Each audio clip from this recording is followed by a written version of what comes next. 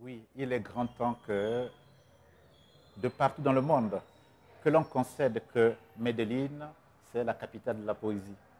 Jamais j'ai quand même voyagé en tant que poète, mais c'est la première fois où je vois des foules entières apprécier de la poésie. Ça, c'est quelque chose qui me touchera au plus profond de moi. Ici, en Colombie, je crois qu'on a des points communs avec l'Afrique. La spontanéité, cette façon d'aller vers l'autre, ces embrassades, ces effusions, on se tape, on s'embrasse, on se touche, on a un rapport très charnel. Hein. C'est le même lieu, on consomme les mêmes choses. Je retrouve les mangues, les papayes, les avocats, comme si j'étais sur la place africaine à Brazzaville, à Lagos ou au Burundi, que sais-je encore. On a des points communs. Et puis surtout, on a aussi cette part de l'histoire en commun. L'esclavage est passé par ici. Il y a ici, quand je vais dans la rue, je vois, tiens, il y a des gens qui ont ma peau, qui sont colombiens. Voilà.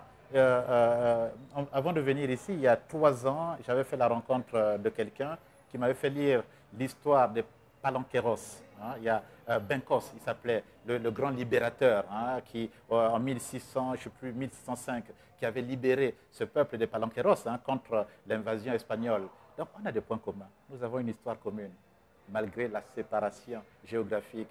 Nkile monande mokilibu, nkile monande bravo vole, nkile monande bravo vole, ngandi wesimo be membri wolende, olia ka job le sebelengebe, ngandi wesimo be membri wolende, olia ka job le sebelengebe, okambingo,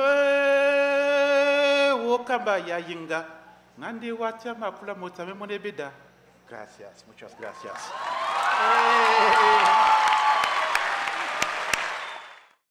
Je viens du Congo et le Congo, le nom Congo, ça signifie terre de la panthère. Hein, Congo. Dans ma langue, on dit Ko, le lieu, Ngo, la panthère. Donc Congo. Et la panthère, donc, c'est un animal de seigneurie, c'est le totem, l'animal de totem par excellence des Congolais. Et mon père était un moinet. C'est un titre de noblesse qui s'acquiert de père en fils ou d'oncle à neveu. Et donc, mon père, avant de mourir, m'a donné ce titre-là de moinet. Et j'étais trop jeune pour le porter. J'ai d'abord fait des études au Congo, dans mon village d'abord, puis à Brazzaville, et ensuite en France, où j'ai été envoyé pour faire des études de médecine.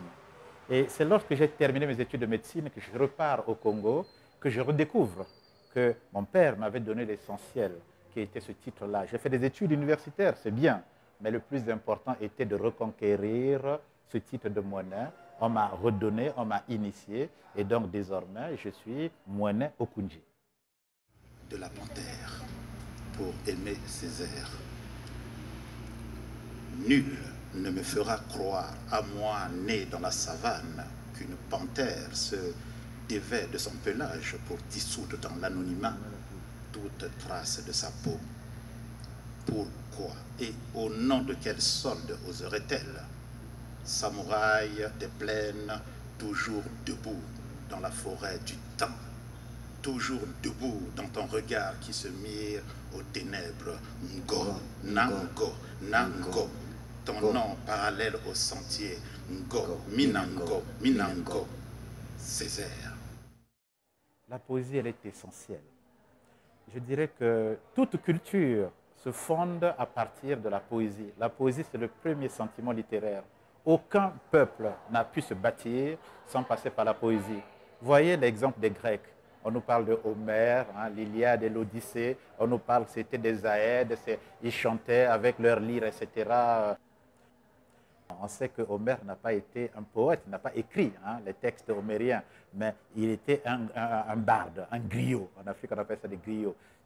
Toute civilisation se fonde à partir de la poésie. On voit que ce soit en Finlande avec le Kalevala, que ce soit en Italie hein, avec le grand livre qu'il a fallu restructurer toute la poétique, hein, la Divine Comédie de Dante Alighieri. Donc, on se rend compte que ces civilisations-là n'ont pu s'élever qu'à partir du chant poétique.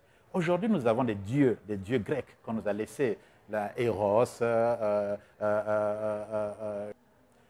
Zeus, Oedipe, mais c'est l'œuvre d'un poète. Hein. C'est le poète qui a bâti tout cela. C'était les Homère, mais le plus grand des poètes qui a architecturé tout cela, ce n'était pas Homère, mais Hésiode. C'est Hésiode qui a architecturé tous ces dieux. Et aujourd'hui, quand on parle de la civilisation occidentale, on parle de ces dieux. Nous avons aussi nos dieux. Et c'est par la poésie qu'on peut donner naissance à ces dieux, donc à la civilisation. Et à partir de là, tous les autres arts peuvent s'élever, s'ériger en identité culturelle. Où es-tu? Est-ce à nouveau l'errance?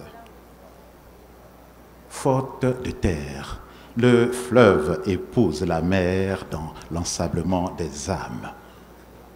Ici ou ailleurs, la marche est notre danse à user sur les chemins de notre parcours. Brandisseur de foudre, dis-moi, éclaire-moi ma rumeur. Est-ce à nouveau l'errance? Pour quelle énigme à résoudre sous le murmure? Pour quelle réponse de l'homme à l'homme? Où es-tu? Bois de fer, bois de terre, rien de si vrai n'évoque ton nom. Ici, la terre, regarde, c'est elle, un vrai bonheur. La terre qui chante par salve te réjouissant de sa vigueur de nuit en rêve de jours semblables aux nuits avec des mots qui coulent comme fleuve allant vers la mer, des mots qui savent, des mots qui sauvent, des mots qui soufflent, toujours aux sources du souffle, toujours à l'horizon de l'arbre, l'arbre de la parole, aux racines d'arbres, aux troncs d'arbres hors de faille, vertical comme ton nom, immobile comme ton histoire et ta voix au bord de la prophétie, inépuisable comme une montagne ouverte, profonde en son socle. Où es-tu? Est-ce à nouveau l'errance? La nuit tout entière me parle à l'heure des lunes étoilées. La nuit me parle au cri d'instinct fraternel et tu n'y es pas. Mon souffle s'enivre comme une fumée dans la brûlure de mes poumons et tu n'écoutes pas. Donne-moi ta présence. Je réclame de ta présence entre deux échos du cœur, du sang de notre souffle. Vent fou me frappe. La folie est infidèle à la folie. La raison est innocente, ô voix sinueuse de mon âme. Le cri de la panthère n'a d'écho que dans la savane de ses origines. Awoda, awoda, awoda, découlébé. Débile wadibondi. La poésie ne peut pas guérir au sens médical du terme. Mais la poésie, c'est le seul lieu de la survie psychique. Quoi que nous fassions, quand on voit une rose, elle est belle, il n'y a pas de pourquoi.